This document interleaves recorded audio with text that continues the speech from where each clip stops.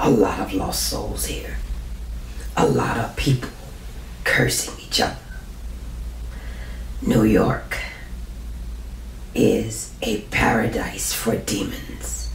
Julian called me yesterday. I was on the exercise bike at the gym, and he said, "Hey, Ash, I just looked at the runtime of this movie, and I was wondering if you wanted to watch it together, because I don't know if I'd be able to watch it on my own." And the gym's right by his house, so I just walked over. It was very convenient. Oh, good. Julian, do you feel like, having now seen it, that you could have watched it on your own? Absolutely not. Oh. Well, it also there was also the issue of the copyrighted sound music being silenced on YouTube. I don't even know if I would have noticed that if there wasn't somebody else pointing it out to make me look up from my phone. There was a particular moment that we're definitely going to bring up during the review where I thought that it was that Kenya had intentionally left a scene blank, or forgotten it on the export, like that one The Mummy trailer in like the 2010s. But no, it was simply that we needed to watch it on Tubi. But maybe the reason I was like already at the gym on the exercise bike when Julian called me was because like director Kenya Cagle inspired me to work out.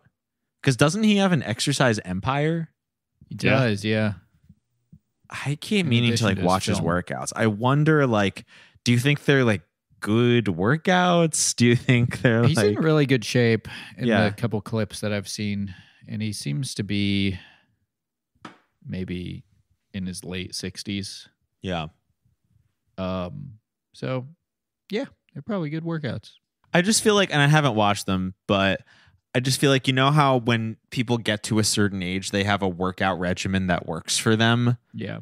And, you know, it probably like burns calories, but it also like makes no sense. Like there's no like through line to the exercises that the people are doing. Like those guys who just press their hands together really hard. Yeah. And that's like one of their exercises. Yeah. That's my imagination of what his workouts are like, but I could be wrong. Well, whatever it is, it leads to making great low budget films. So sure, take that into consideration. No, yeah, never been a doubt in my mind. The real reason you came over to watch the movie, why it was so easy to persuade you. Mm-hmm. You remember when we took that selfie together? Oh no. With that strange iPhone that I had. You never asked me to take a pic. I thought that was very sweet. What was that about? You couldn't get your hands off me afterwards. Wow. Well, welcome back to Boys Bible Study, the only obeah podcast to the obeah movie. That. What? I can't? Obeah? Yeah. Can we say that? I don't know. Why not? That's what they said in the movie.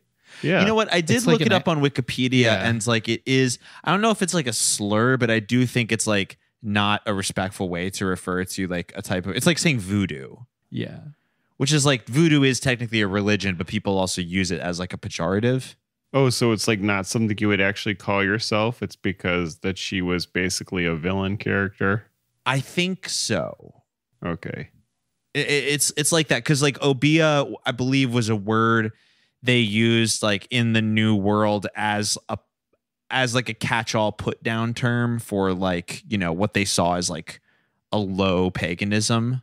I don't have enough time to read the Wikipedia article right now to know whether or not we can't say it. No, I don't know. We'll only know when. We'll just assume we can and apologize later. Just Google obeah, good or bad. And make up a mind for yourself. We are the only obeah films podcast on covering these topics and more this Halloween season. This is Boys Bible Study. As always, I'm Ash, here with my co-hosts Scott and Julian. And we're back. We are in the heat of Halloween season. I feel like as this month has gone on, the films we've watched have gotten more and more demonic with more and more dire, devilish consequences for the people in the films. It's scary. It's scary, but here's the thing: like, it is up to us to confront these things. Like, I know that we put ourselves through a lot of rigor. Like, you know, it's very disturbing. It keeps us up at night. I know that. You know, I'll wake up 5 a.m. I have a text from one of you guys saying I'm eepy, but I can't sleep. This is what we do for our gentle listeners. And I feel like the demonic energy is getting worse and worse, but God always wins. And it's with that in mind that we introduce our film this week, Sin Apple, by the great, legendary, one of our absolutely new favorite filmmakers, Mr. Kenya Cagle. We should just give him the 2024 Golden Calf Award right now. I will say best director. He's in the running. I mean, we've watched, I think they were all contained in 2024, and this is the 4th film of his we've watched, I believe. Just to recap, those films are The Boy Who Saw Christ, My King, Father Dad, and now Sin Apple. What's everybody's favorite film of the 4? I have a distinct favorite. Well, I loved My King, and My King showed up in this movie as well. Yes, he did. Great actor. But The Boy Who Saw Christ is still my favorite. The premise is so good. Premise is so good. I mean, I second that. I was all ready to say, I still think my favorite is Father Dad. Father Dad is so good. I was watching it with my friend. I do believe we were doing nitrous, and the scene where like all the men reveal that like they're all gay in prison and they're like passing on AIDS to their like women. Forgot about that. I was like, oh my God. We kept like, me and Devin kept like rewinding that scene. We were like, what is going on? And we like watched it over and over again. Right. You just reminded me of the part where like the lady shows up and pushes him off the construction site. Yeah. Yeah. Oh, yeah. That was Man, incredible. So many good moments. There was one more. 13 Months. Oh, yeah. Right. We've covered 5 Kenya Cagle movies. Yeah, totally. God, that was like a bad dream I had. Not because the movie was bad, but because the premise is like a dream you have when you wake up. It's like so absurd, but like really stressful. And then you wake up from it and you're like, oh, I'm so glad that wasn't real. Yeah. Jesus Christ. That was like what that film felt like. Did you watch that one? I did. Yeah, you did. Yeah. You did. Yeah. Yeah. Oh, God. No, remember Leroy made the sandwich? Yeah. Leroy made a sandwich. I mean, God damn, there's so many good moments in all these films. Every single Kenya Cagle film, without fail, has a once in a lifetime moment like Leroy's sandwich. Like they're just sitting down and Leroy's like, get the bologna, and he like starts taking his sandwich. Like even in My King, there's just so many fucking amazing parts. Like the job interviews that last for so long where people are getting like randomly fired and like oh God. My King probably had the most highlights, I'll say that. Maybe, but Father Dad, like I mean, like the entire, and this is very disturbing. They're all like, great. The entire end scene where like the kids are watching on a closed circuit television their dad like rape their mom while their grandma's like trying to cover their eyes. Like that was like some fucking like Italian like Mondo plot, you know? Like, I was like, oh my God, like watching that. I was like, holy shit. So yeah, that was really good. I feel like Kenya Cagle, like all my favorite film directors, the reason he's so good, and like this is something I think any aspiring filmmaker should learn from, is that he is shooting, he wants the image. He's all about a powerful scene, a powerful image. And his films are a series of, he thinks in terms of like, how can I connect all these powerful images? Maybe a little more than he thinks of like, how can I tell a coherent story from beginning to end? Yeah, it's fine. I just heard that same thing about Dario Argento. Where it's just all about, to him, it's all about the scenes, and that like actors basically get in the way of that. He just doesn't give a shit really about like performances or anything. It's just all about like conveying the vibe. Yeah, that makes sense. And like, you know, plot continuity, whatever, doesn't really matter. It's just about like moments. Yeah. I mean, it's been a while since I went through my Argento phase, but I think that's definitely true of him. I mean, easy to compare, but David Lynch, that's what his films are all about to me. It's just like things all leading to this like insane climax. Herzog does that too, where like all of a sudden something is happening and you're just like, it just makes your mind explode. Yeah. And you realize the whole movie has just been a prelude like to this moment, even though this moment is so absurd. It's like really powerful. Actually the last Argento movie I saw was Opera, and that definitely, you could have put the scenes in a lot of different orders and the movie would have still have been just as effective. It's just a lot of crazy scenes. So sick. Yeah, so this is Sin Apple. I mean, you're gonna have to if you listen to our show regularly, you've heard us become more and more enamored with Mr. Cagle's career. I can't remember which episode it was, but the one where we went through his online store and where you could buy like prints of his movie posters, like really insane, like horizontally on a tote bag or whatever. like he just has a lot going on. You're going to get your new gym bag from that site. You get the father-dad gym bag. Oh, the father-dad gym bag. Yeah, I might have to pull the trigger on that. I can get the Sin Apple sideways Tubi mug now. That's the one. That's the one I was thinking of. Yeah, it's the Sin. You can get a mug on Kenya Cagle's official website that is the Sin Apple cover art from Tubi, direct from Tubi.tv, printed on the mug, so it's completely sideways. If you have the mug like sitting on your desk, you're going to see the poster completely sideways wrapped around the mug, which is like very inventive. So there's a lot to love, and if you like our show, we encourage you to catch up on the other 4 Kenya Cagle episodes we've done so far on both our free feed and our bonus feed. But today we're here to talk about Sin Apple. In some ways, the most conceptually ambitious film of Kenya Cagle's we've watched, and with a lot of haunting images for Halloween. So where do we start with this remarkable film? Well, we start at a hotel with a guy who has the most loving partner ever. She can't get enough of him. She loves him. She'll do whatever he wants. Cleans for him, cooks for him, will sleep with him whenever he wants. And he can't stand it. Right.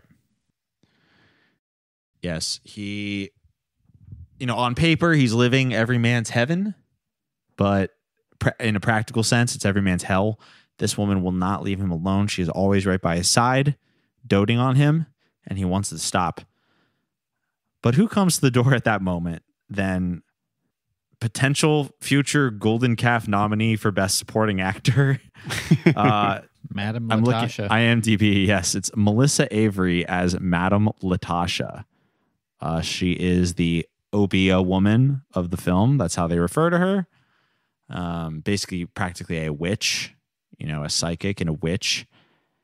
And she shows up at the hotel room and informs this character that the man that he already paid his $100 to cast the love spell, and to break it costs $100,000. No more, no less. It seems like, I don't know, $100,000 doesn't seem like insurmountable.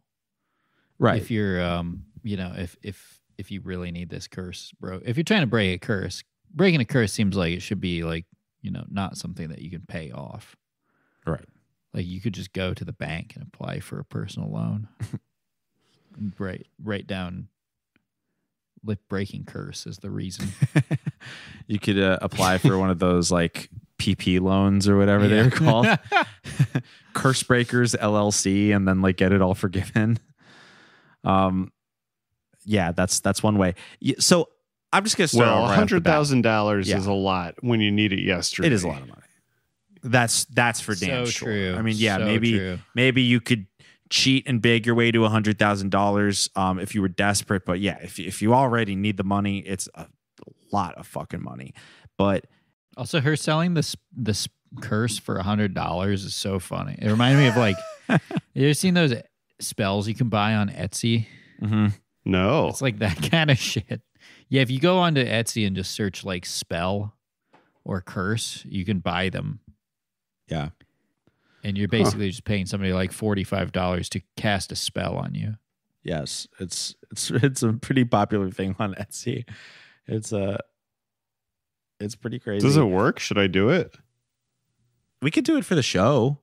Yeah. Maybe we should like Okay. study. Maybe for Halloween we should like study the effects. Here's what we'll do. We'll buy a curse on Etsy. One person will buy a curse on Etsy and the other person will pray. And we'll do a race. A lot of revenge spells. I can get a karmic revenge spell for only $11.60. Wow.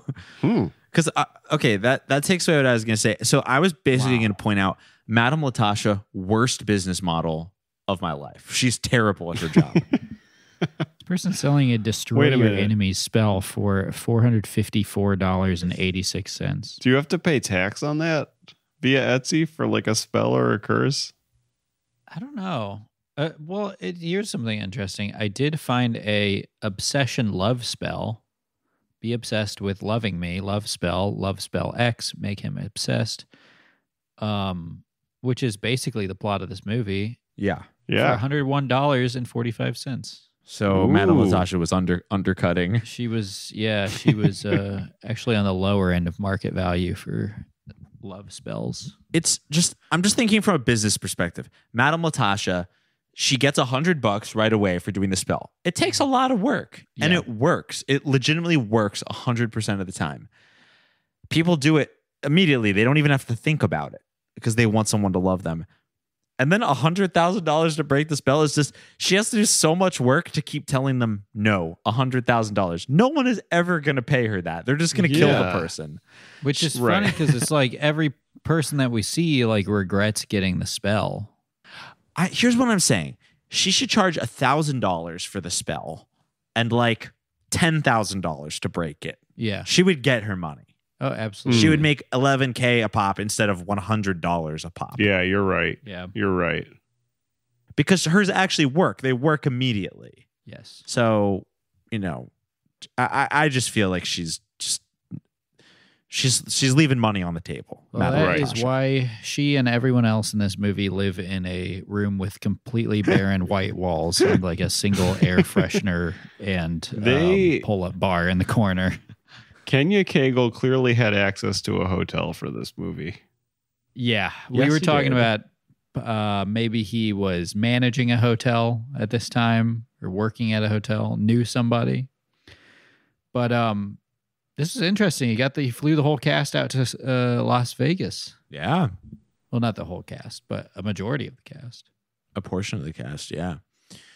They this in the entirety of Sinapple was filled with, I would say, some of the most dire interiors in all of Christian movies.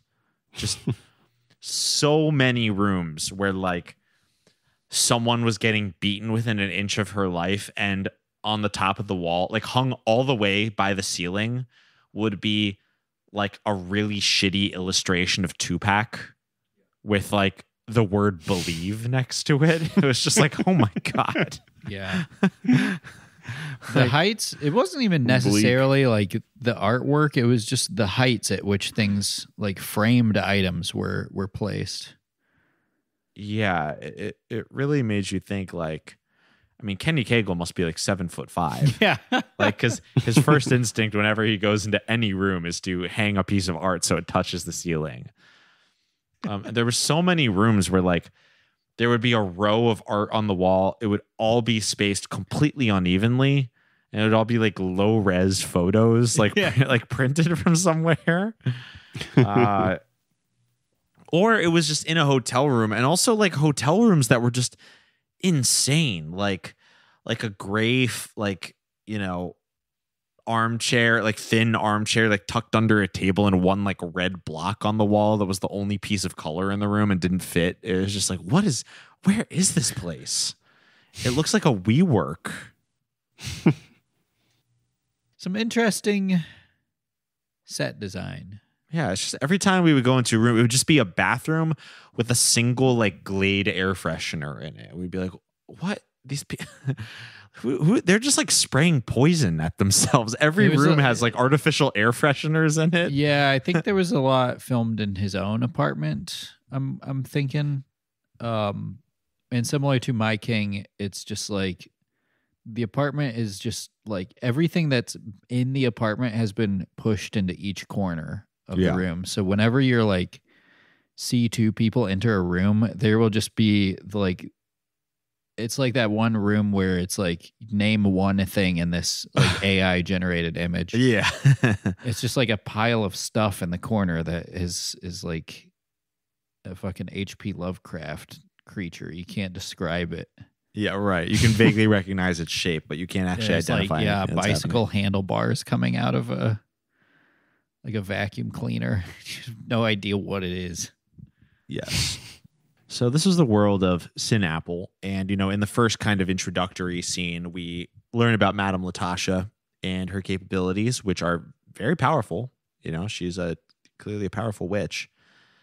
And with this framing in mind, we start to get into the real rising action of the film, which is between a group of characters, Richard and his auntie, Rhonda, and his love interest, who I believe is named Lola.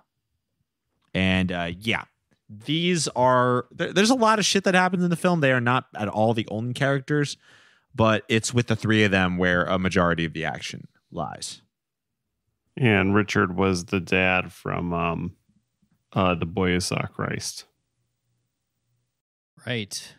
And the husband from My King, right? Yeah. Yeah. Uh-huh. Yeah.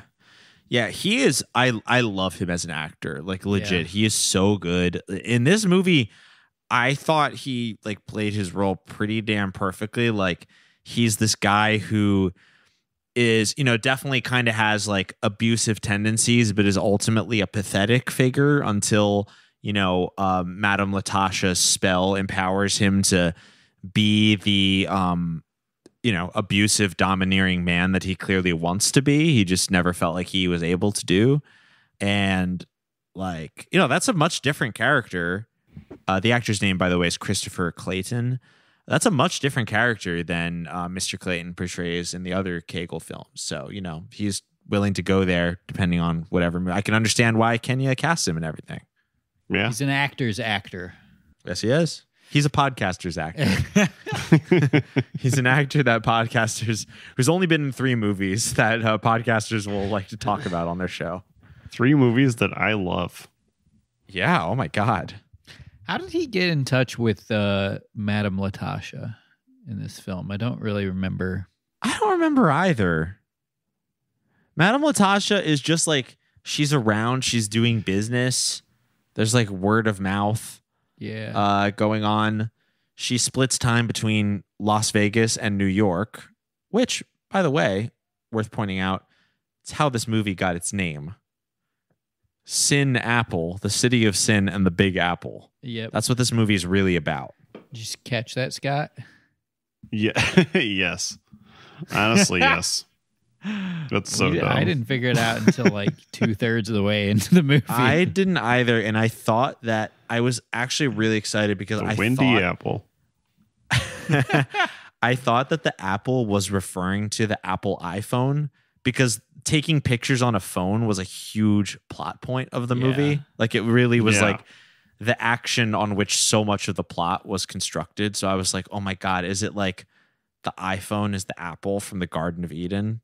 No, it is a portmanteau of Sin City and the Big Apple. That's where we got the name of this movie. Wow. pretty you know funny. what? I so early on just assumed it was like the apple from the Garden of Eden, the original apple, the Sin Apple. That like I just never even thought about it again. Right.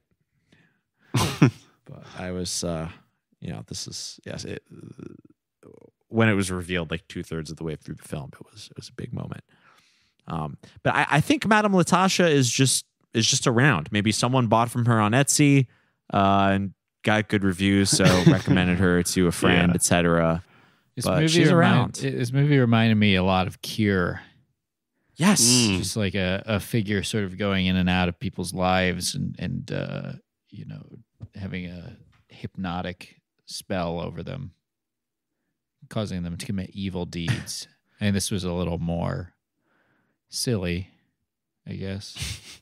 Actually, not a very funny movie. I feel like Kenya Cagle has a lot of humor in his movies, and this one didn't have a lot of that.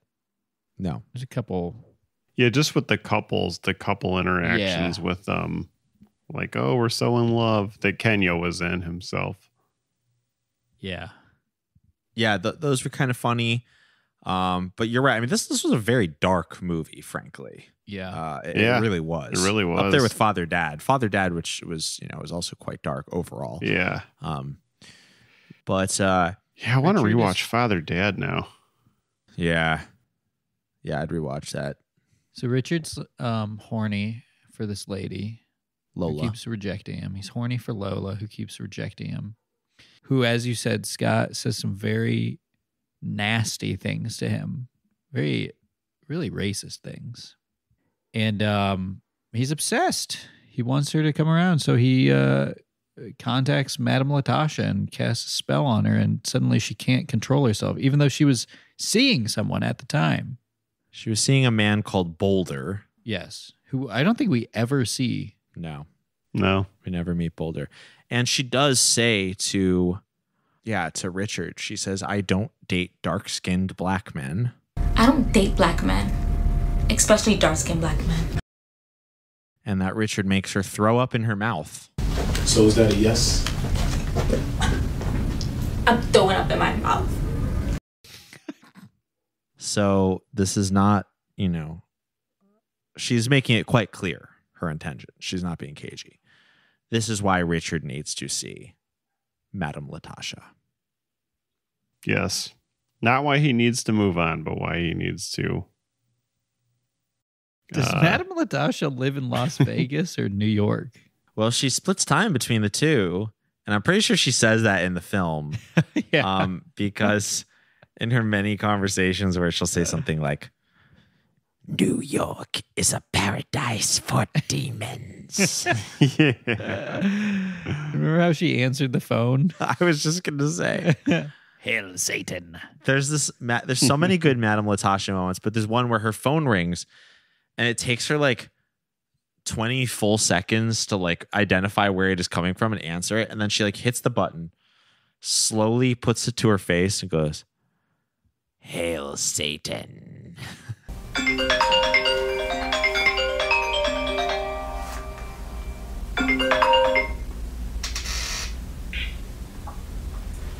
Hail Satan. Hail Satan. Latasha here. I was expecting your call. The voice on the other end goes, Hail Satan. It's really funny. It's like if the movie Rosemary's Baby took place in 2018. Well, this is 2022, I guess, but still. Madam Latasha is an all-time film character. I love her. Okay, but we should talk about the content of Madam Latasha's spell because it's deeply important to the plot. It's completely harebrained. It makes barely any sense.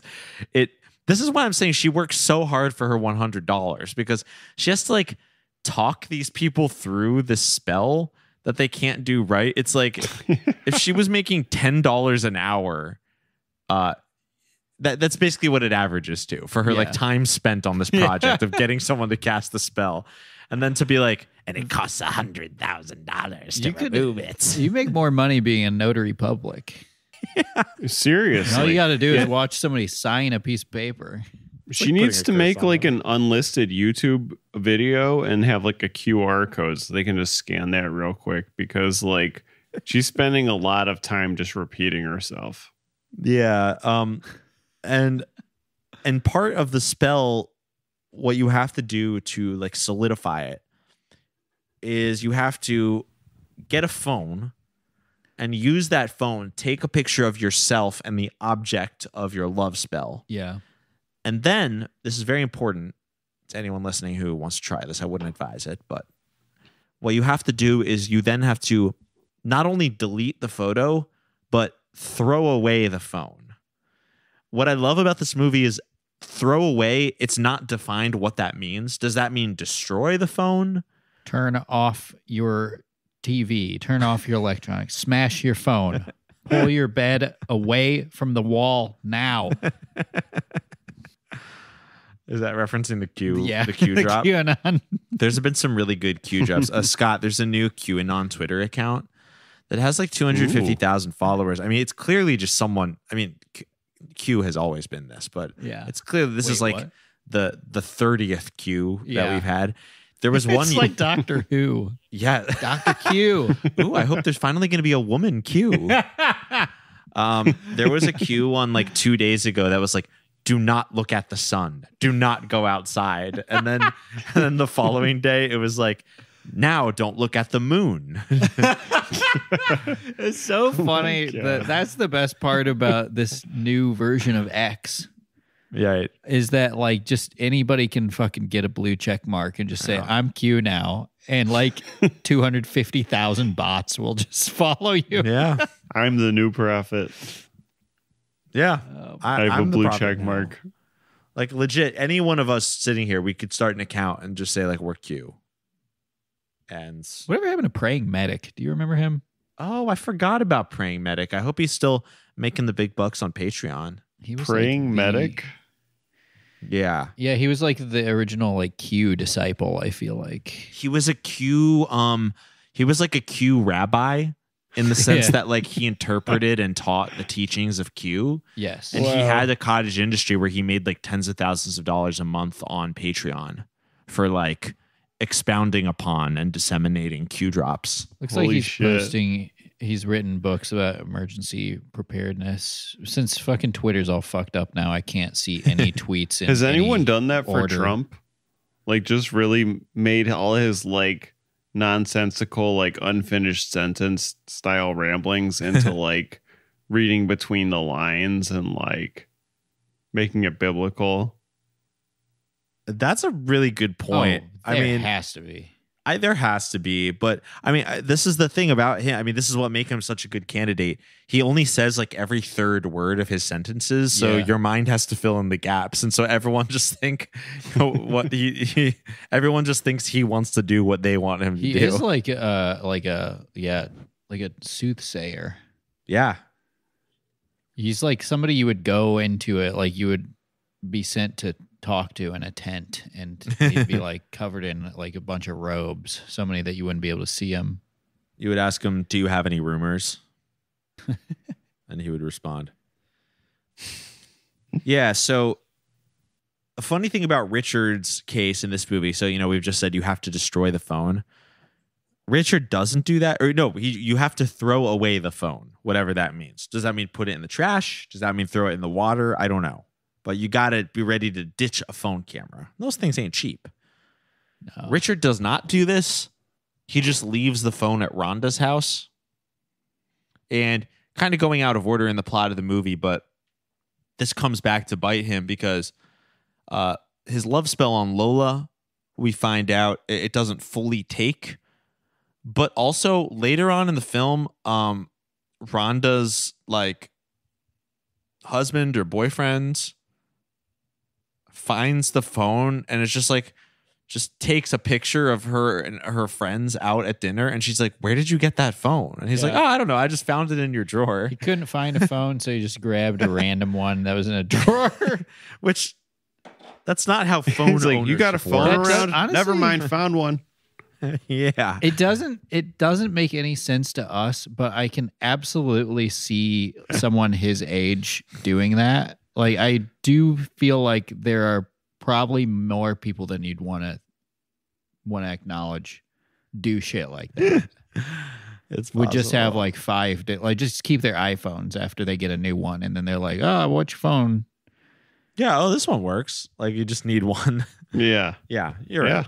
But he represents there's a certain type of American, but this causes a comic relief scene because after he uses Rhonda's phone, which used to be Richard's. Well, Richard used it for the purposes of the love spell. They take a picture of two friends of theirs when they're out for dinner, and all of a sudden both of the friends, who are a lovingly married couple, both start battling each other for Rhonda's affection. They both instantly fall in love with Rhonda. Did you say one of them was Kenya Cagle? Yeah, I didn't. I don't think I explicitly mentioned it, but yeah, that's our Kenya Cagle cameo in this film. Yeah, pretty funny. It was funny. It kind of scared me. Yeah, polyamory. I know. It's terrifying. Yeah, it's supposed to. No, it just got really serious. Yeah, and then that's how we see the spell in action. I thought that she gave people a cursed phone. Does she curse them, and taking the selfie passes the curse on to someone else? Does she curse the phone? Does she give you a cursed phone? I think so. All three? I think it. Well, I don't think she curses the phone explicitly, but I think by setting up the curse, it goes through the phone. So you have to sell it. You have to get rid of it so that its power is subdued or whatever. This is a curse we didn't have until phones were around. I know. Also, this is what Soulja Boy's song "Curse Me Through the Phone" is about. How did she? How did she do these curses in like the 80s? I know. Like, I wonder if it's kind of like, how there's just a whole new crop of like creatives because of things like TikTok and Twitter and whatever and bling blong and fleet bloop. And now there's a whole new crop of obeah practitioners cursing us because of our dang phones. Smash the screen of your phone right now. Smash it. Yeah, I mean, it is funny. Yeah, Madam Latasha clearly found her niche in the personal electronics boom of the 2010s and beyond. But like, I think, listen, it is a curse to have a phone on you. It's always sending you other people's feelings. Yes. Bad things happen to you. Yeah, like you can be anywhere in public and like your phone vibrates and you look at it and it just ruins your day. Oh yeah, because of something someone said. So it is a curse, and maybe there's a lesson there. But I do think it's really funny. Like, why does it have to be a phone camera? Couldn't it have been like a digital camera? But no, this is not for us to. I guess not. Do you see any parallels between this and The Ring, one of your favorite movies? Ooh, that's a really good question. That's a really good question. Another movie about a curse passed through a digital medium. Yeah. Or Pulse. You watched Pulse. That was another one where it was, go to the scary website and you're going to see some shit you wish you hadn't. That's a really good point. I mean, there's a lot of these like horror movies that are based on the idea of spreading an energy through, communications technology. And it's, I think, maybe Sin Apple is just like another in the great line of films that show how, communications technology is like passing germs to each other, Yeah, turn off your phone. Get rid of your phone. Break your phone screen. Pull your bed away from the wall. If your phone causes you to commit a curse, cut off the phone. Yep, absolutely. So, I sort of went ahead and talked about, some of the effects of Richard not throwing away his phone, but I think we should talk more about Richard himself because, like, he's such a fascinating character, and his transformation after this curse is enabled on Lola is like really scary to watch. There was a scene where we learn a little bit about Richard's backstory and trauma, which is above and beyond. Like Kenya wanted to make sure that we empathized with him to some degree. But when Julian and I were watching it on YouTube, he's talking to his now cursed Lola, who now loves him and is devoted to him. and he's telling Lola, basically having a therapy session with her. And we were watching on YouTube.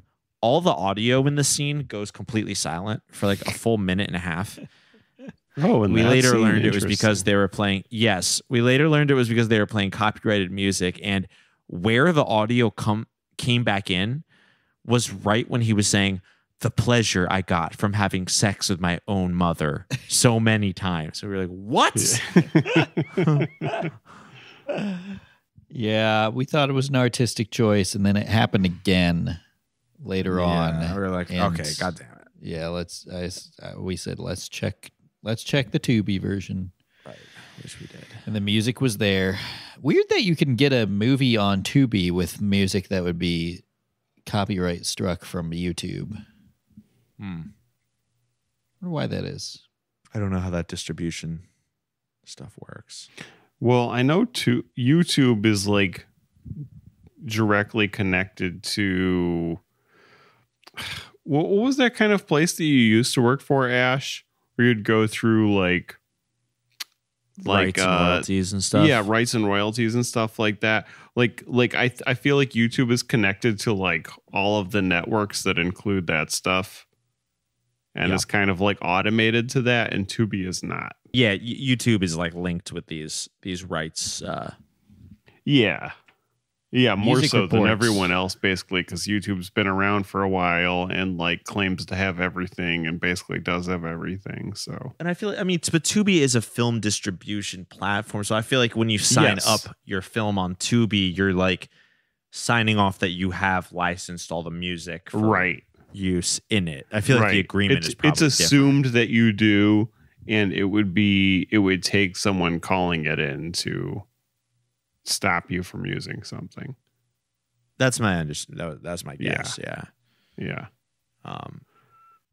But Richard's hold over Lola turns him quite demonic. Ultimately, the love spell does not fully take effect. Lola is clearly still in love with her former boyfriend. Pardon me. Well, it's not that it doesn't take full effect. It's that once a cheater, always a cheater is what. What is her title? Latasha? Madam Latasha. You know, she's like, once a cheater, always a cheater. Like she can be in love with more than one person. Right. I guess that's a good point. It's like one of the side messages of the movie, I feel like. Yeah, I sort of think so as well. But this causes Richard to get extremely violent. There's multiple graphic scenes of him like punching Lola repeatedly in the face, where these very just bizarre primitive sound effects, like lo-fi sound effects, will be used, where he'll just like swing at her and it'll just be like boom. You know, it'll like it plays like a Flintstones ass sound effect, and then like the camera pulls back and she has blood all over her face, which is very scary. Yeah. And the camera shakes too when he's making that impact. So it's weird because it's making, like you said, the Flintstone sound effect, but like the camera shaking in a way like it's like irreversible or something. Like very violent. Very, very violent. Yeah. And this kind of, I agree. It's like violent, but also like irreverent in a way that makes it like very disturbing. Which is like, it's effective. Really effective. Very scary. That plus the fact that occasionally there will be something in this film where like it's so loud that it's clipping, and then like a quarter of the dialogue will be so soft that not even the automatic subtitles will pick up that the characters are saying anything. Yeah. Adds to the disarming effect of Sin Apple. Yeah. Plus the use of slow motion to really show like the brutality of a scene. Yes, I did like the slow motion style that he went with for this movie, which was have your actors move really slow, and then slow it down even more. In post. Yeah, I liked it. Really advanced technique. Richard starts to go out of control. He's trying to, he's jealously trying to kill all the people that Lola might leave him for. He's trying to control Lola. He's also becoming aware that, his formerly supportive auntie, Rhonda, is onto him and has hired a private investigator to try to find him. He also knows that Rhonda has the phone, and he's trying to get the phone and destroy it so that he believes if he does that, then Lola will be completely devoted to him. So lots of shit happens. I think the funniest of which is that Rhonda's boyfriend goes to consult a priest friend of his. Oh, yeah. Which, a plot point that kind of came out of nowhere. I was like, okay. But then when he gets there, the priest is already dead. Okay, Richard's already killed him. I bring this up because this launches into one of my favorite scenes in the movie, which is the insane newscast reporting on the death of the priest. Yes. This contained maybe my favorite line in the whole film somehow, which I wrote down. It says, "A priest was murdered in Times Square. He was murdered and he was stabbed."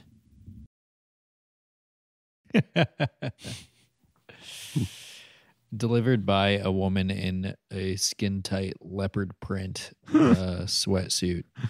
Yeah, he's also a newscaster on TV. Superimposed over a background of a stock footage of a crime scene detective shot in extremely high definition, higher than the rest of the movie, where it's an extreme close-up of her putting a knife into a bag, looking at the bag, and nodding her head very sternly up and down. 3 times.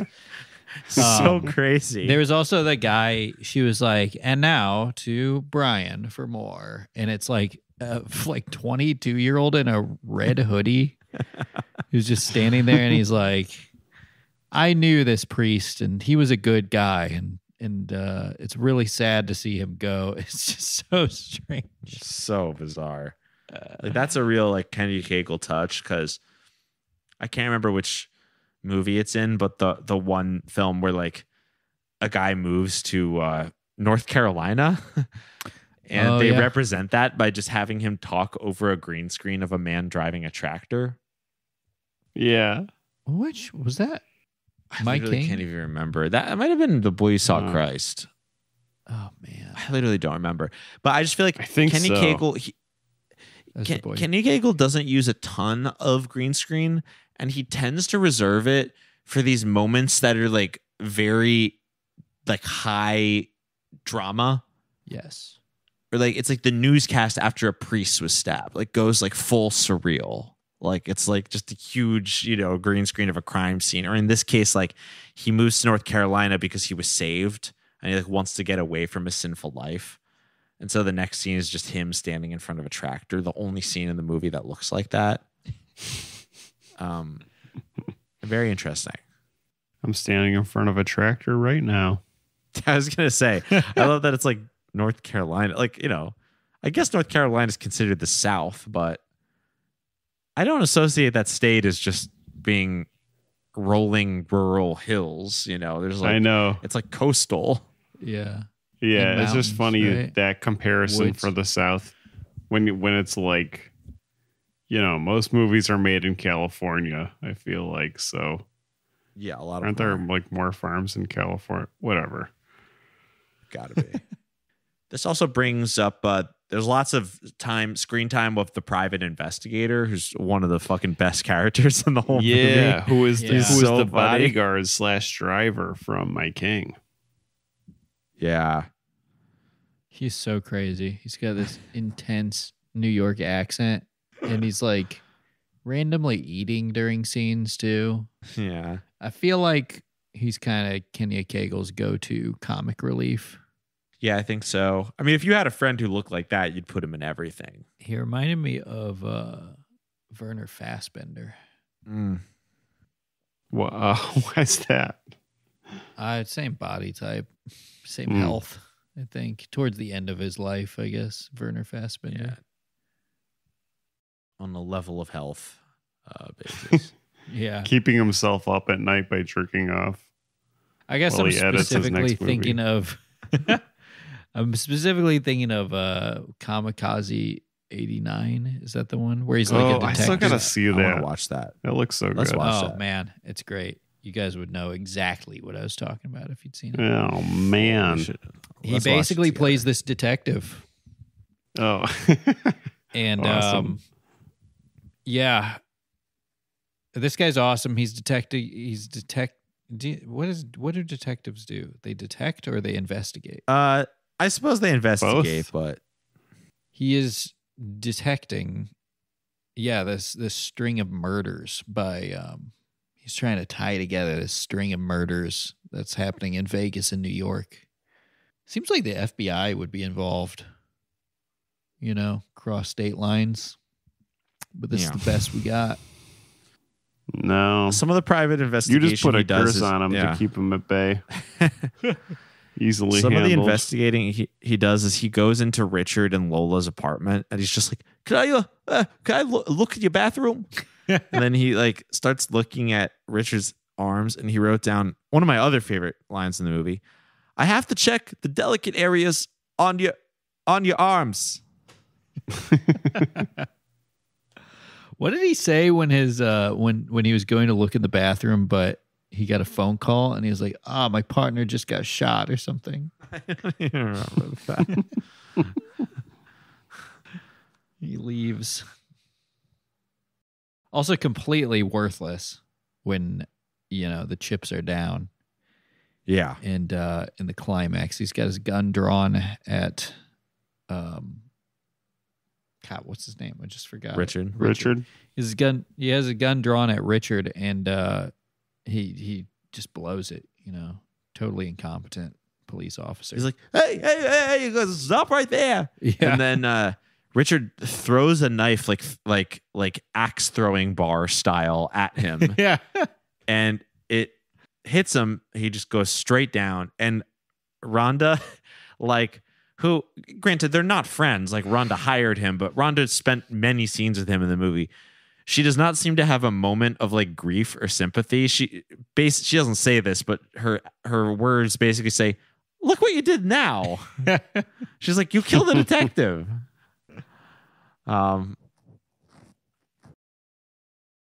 Very video game logic, Yeah, she's not the main character, so she doesn't need a full response. No. Yeah. It's a pretty exciting climax. Basically, this is a Kenya Cagleism that I really appreciate. He loves a climax of the film where there's 5 people fighting and they all kill each other. They're all in mutually assured destruction. 2 characters will kill each other at the same time. I love that. There's so many people in this movie, Rhonda, Richard, Lola, Rhonda's boyfriend, who Richard is torturing in the bathroom, and they don't find him for 3 days for some reason. And then somehow in the final fight, the private investigator, somehow in the final fight, there's 4 dead bodies, and Rhonda is the only one who survives and crawls her way out of there. Yeah, but this is Madam Latasha's impact. She made it, but Madam Latasha, for just $100 to make someone fall in love with you, and the fucking trail of bodies that leaves makes me proud to be an incel, frankly. Love hurts. Power of love. Yes, love hurts. She also takes down Madam Latasha along the way. Waits for her outside of her apartment and does some old-fashioned prayer on her, and exercises the demonic raspy voice from her, which you made a good point, Ash, where you said the thing about how many people are there in real life that you could try that start praying at, and they're so lost in the sauce of thinking that they're witches. Just so suggestible that they would actually think they're being hurt by a prayer. I think I learned that from this film. I think that's a thing. I think if you legitimately met someone who is a witch, who claimed to be a witch, who practiced witchcraft, and you just confidently stood there and was like, "I command you, demon, come out of this woman." She would just be like, "Ah!" It would happen, and then afterwards she would be like, "What just happened?" She would just immediately go along with it. I think There was this there was like this community of Tumblr witches. I'm sure there still are, and there would be all these posts that would like go viral from that community. I couldn't even tell you how serious they were, but there's this famous one. This is from like years ago that was like, do not attempt to do battle with Allah while in the astral plane. He is a very powerful entity. Like it's just like a witch, a witch who claimed that she was fighting spirits in the astral plane and did combat with the Muslim god Allah. Yeah. So they're out there. They're seems like a no-brainer, but yeah. We've basically revealed the ending of this movie, although this movie just took so many goddamn twists and turns. Like it was just such a journey. Like there have to be other parts of this film that require us describing for our listeners who may not be brave enough to watch this one. There was a strange shelterless man, like an interaction with him a couple times, and for whatever reason he was murdered by Richard. Or at least some sort of spirit in a very cool. You were saying that this his scenes felt a lot like Inland Empire. Oh my God, yes. I thought the scene where he got killed. Now I'm not saying this is cool. The idea of it is cool, but the way his like death was filmed was really cool. The shelterless guy. Mm-hmm. It was very like slow-mo screaming with like the scary shadow going over him. It looks amazing. There were so many parts of this film that reminded me of Inland Empire. The digital cinematography, the night streets. Like, I mean, Inland Empire's films obviously in Los Angeles, but like the Las Vegas streets at night, like the warm night streets outdoors. It was just crazy. And then like, yeah, they would occasionally like the homeless guy, like he would keep switching whether he was like happy or like wise or like disturbed. Maybe he was like schizophrenic or he was possibly like under, he was the tool of some curse or whatever. But like where all of a sudden it switches to like slow-mo and he's like, you bitch, you bitch, while she's like running away and screaming. Like that was so fucking crazy. Very powerful. Yeah. He was pretty good in it, honestly. He was a great actor. I liked him. I liked him a lot. I wrote down some of my favorite lines.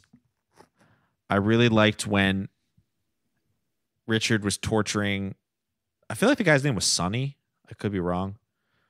Richard was about to torture him, and he asked him, "Have you ever heard of torture?" That was a really good line. I loved after he killed. So he suspects this one guy who randomly runs into Lola on the street to be Boulder, her ex, and so he hunts him down and kills him. Slices his throat open, and this is at night in a parking lot, and then he's walking away, and a guy just walks up right behind him and just goes, "Hey, I saw what you did back there. I'm going to call the police." And then I think he slashes that guy's throat open too. Immediately. Here's a public safety tip. If you witness a brutal murder in public, I would not then immediately walk up to the murderer and say, "Hey, I saw you back there." Yeah. Now wait right here while I call the police. Yeah, he literally is just like, "I'm going to call the police." It's like, okay. I feel like not a lot happened in this movie. It was like an hour and 45 so much minutes. happened, but it was constantly just a lot happened. It was just a chain of scary moments, one after the other. Every scene was like a man with devil eyes, like beating a woman within an inch of her life. And then there'd be like a sex scene, and then they would like talk about witchcraft. I mean, what's the Christian it was sort message of like this a movie? domestic drama, but it was a domestic drama if it was based on witchcraft happening and like a curse to keep you within the domestic setting. Yeah, that's a good point. It's like a domestic black magic movie. Yeah. Totally. It just is hard to. I guess it's just, again, a very imagistic movie. kind of hard to distill the essence of the movie down to words, other than saying it was like completely fucking insane. But yeah, I mean, anything else on this movie we should be sure to say before we rate it? I don't know. I was trying to remember why didn't Richard have like a doppelganger at some point? Oh God, does he? I don't remember that. Hold on, I took a note at 1:35:55. Hold on, let me find it.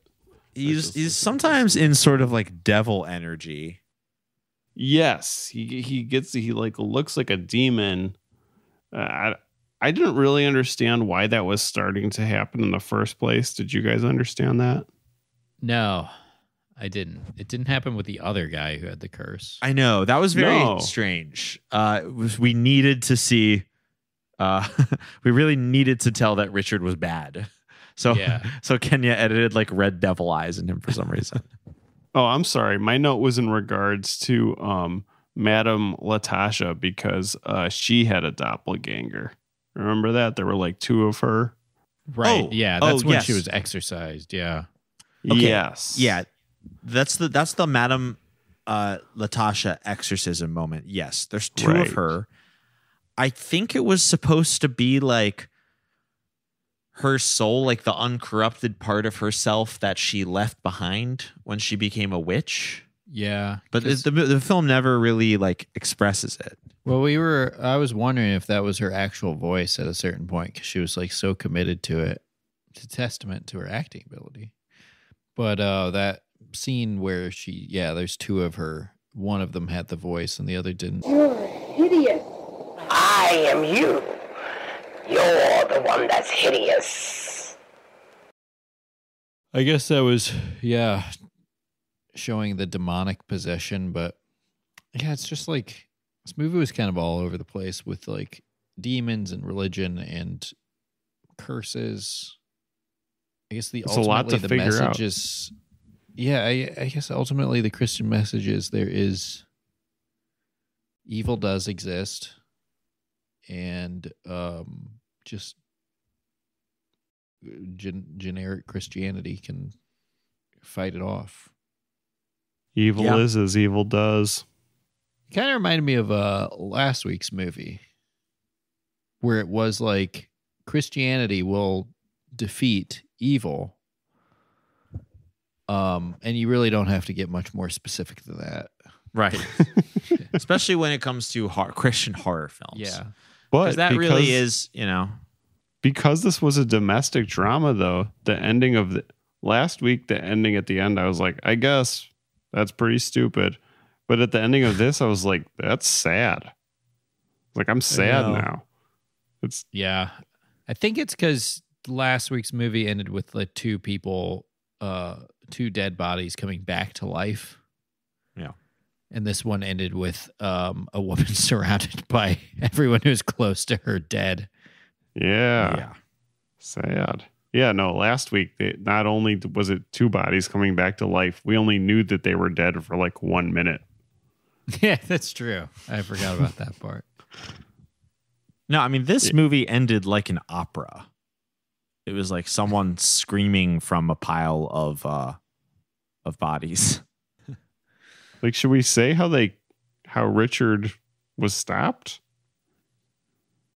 He got hit in the head with a hammer really hard. And then oh, what happened? She lit him on fire. Oh, Lola lit him on fire. Yeah. Oh my god. With that great effect, it was like it might as well have been like you're doing an Instagram story and adding a fire gif. Well, yeah, first she sprays him in the face. She sprays him with Windex. And he bursts into flames when she holds a lighter up to him. But it was also like one of those trying to be clever kind of things where he was like attacking someone and she sprayed him in the eyes with alcoholic cleaner is what she says. Mm-hmm. And it makes him like, grab his eyes and be like, I can't see. And then he recovers. He gets like hit in the back of the head with a hammer. And then she grabs a lighter and goes, now you're about to see why I sprayed you with the alcohol spray. And then she sets him on fire. And it's like, at no point were you ever like, I wonder why she sprayed him with the alcohol cleaner. It's like, it like worked the first time. It like burned his eyes and he got off. Also, Julian and I were just excited because we were like, the whole time, every time they show an interior, there's just like a sinister looking bottle of air freshener sitting on the corner. We were like, wow, they've like finally acknowledged that in the film. Amazing. It turns out water glasses and signs. Exactly. Like truly. And it served a purpose. And then, but also when she lights the lighter, the flame like beams out forward from the lighter and like catches onto him. Like she's just like, here you go. And then the beam like just slowly shoots forward onto him. Did you ever have did you guys ever know people in like high school who would take the little thing out of the lighter so the flame would get really tall? Yes. That's basically what this lighter was. It's good that was an archetype that we all enjoyed. Yeah, Richard probably did that to all the lighters, knowing him. Well, the devil loves flames. We learned this. We've learned from all of the films about hell we've watched that not only does the devil love flames, if you teach that, I don't know why you would teach this, but if you choose to teach that the devil does not actually care that much about flames, then you are wrong and you are going to hell. Because remember, we learned that from the Ormond movie, The Burning Hell. Oh, where the guy was like, I believed in hell. I just didn't think there were flames there. It's like, well, that seems a little counterintuitive to me. I feel very important to the concept of hell. Here's my new teaching of hell. It's called mild hell. It's just kind of warm there, but no, there's probably no flames. Yeah. Nope. Why do you think they say the devil is in the details? That, you know what? That's for fucking sure. He really is. We've learned this from our movies. You really have to be quite specific when you talk about him. You're going to get gotcha'd to hell. Yes, you will. You will get to hell on a technicality. Yes. That's how it works. So this is why you have to be saved. Actually, there was a really good line from this film. I'm probably going to quote it wrong, but I think it's the homeless man says to Rhonda, she says, but I'm saved. And he says, like, if you're not saved, get saved. And if you are already saved, get saved some more. Yeah. Pretty sound advice, I think. That is so true. A higher power. A higher power. I have a higher power. But you're not saved. I am. I was baptized and saved when I was a young child. Look, if you're not saved, get saved. If you're saved, stay saved and get saved some more. What did Richard do for a living? Oh, Did they that's ever a good say? question. His auntie was like his manager. Right. That's a really good question.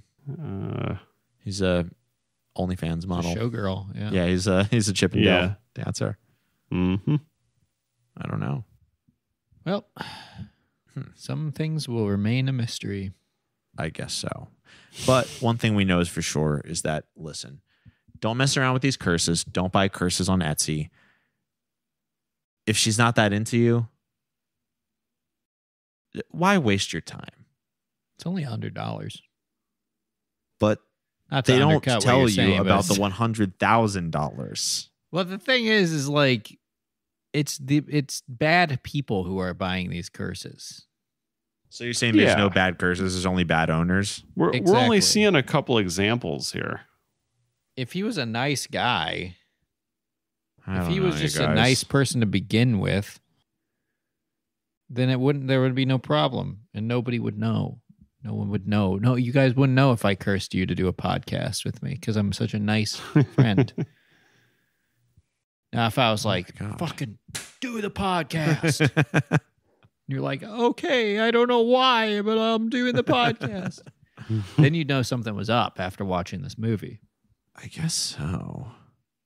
Yeah. Something ain't right. I don't know. I don't feel right about promoting this message. I think that children of God, such as our listeners, should be careful to steer away from curses and spells, especially and seed oils. And seed oils. $100 is too little for a spell. Spend more, or it's not legit. Yeah. Think about the price point. Yeah, it's like buying a spell from Temu or something. You get it. It's like really small. You're like, oh man. You say, I want someone to fall in love with me, and then the next day, you both fall in mud, and you realize you look at the print and it actually said "fall in mud" with the person. Damn! I should have looked closer. Right. This is the shit that happens if you buy discount spells. Yeah. Well, what do you say? Should we rate Sin Apple by the auteur of our time, Kenya The Cagle? gunge spell, falling in mud. Uh-oh. Yeah. Fall in mud again and again. That's my Charlie XCX. I'm going to give this... Sin Apple. Sin Apple. I know the Sin Apple falling. No. Surprised it took us this long, actually. It's because this is a male podcast that we didn't go there first. It's because Bratwurst summer is over. It's so Bratwurst over. summer is over, and now we can look forward to Brat Fall with Dick Cheney and Bernie Sanders Did in you see a that quote, van Scott? together. Did you see that quote? Oh, God. Do you know what I'm referring to? Amy Klobuchar said at an event, she did an event with Tim Walz, and I don't even know why this was prompted, but like this is almost, I'm quoting it almost directly. She says, "Picture this if you can, a float with Dick Cheney and Bernie Sanders holding a sign that says Brat Fall." She's like saying her image, I guess, of like a perfect future. It's like, what are you talking about? Oh my God. But she actually says the words "picture this if you can." It's like she's If your commanding mind you. is capable. Yes, she is commanding you to. She's like John Lennon saying "imagine." Like she's like, yeah. Oh my imagine God. this, Brad Autumn. All right. I'm writing in self-immolation of the entire country on the ballot this election. Well, the one for self-immolation. You realize Yeah, you gotta self-immolation get gets the- 1% of the popular vote.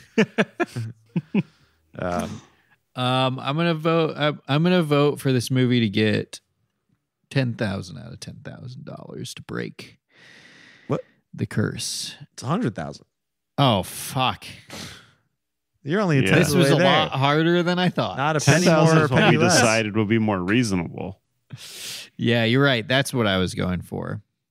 My wires are all crossed. I'm all fucked up right now. I feel like I got cursed with a tired apple. Well, is that your rating? Yeah, I'll stick with it. Cool. You heard me. Okay. I am going to give this 100 out of $100 because that is all it costs for the perfect curse. Yeah, maybe allegedly. the curse didn't work right for these two fools we saw have it done, but it looked like it worked perfectly to me. I don't know. Pretty good curse and a really great movie. Another banger from Kenya Cagle. 5 of 5. Amazing. I'm already putting in my vote. He's gonna win the Golden Calf for Best Director this year. Mm-hmm. I'm fighting for it. I can't even imagine what would happen between now and the end of the year that it wouldn't be him. I can't imagine. Great movie. Sin Apple. Loved it. I can't imagine this. Yeah, beautiful movie. I loved this apple.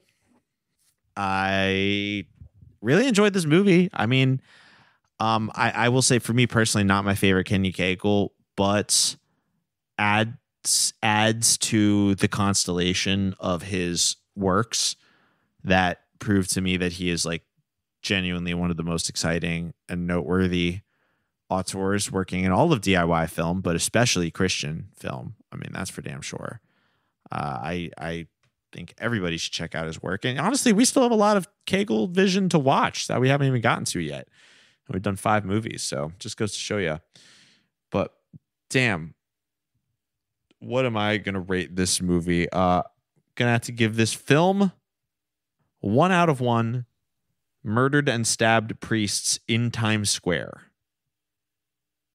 Because I like the detail that the priest he went to meet the priest in Times Square.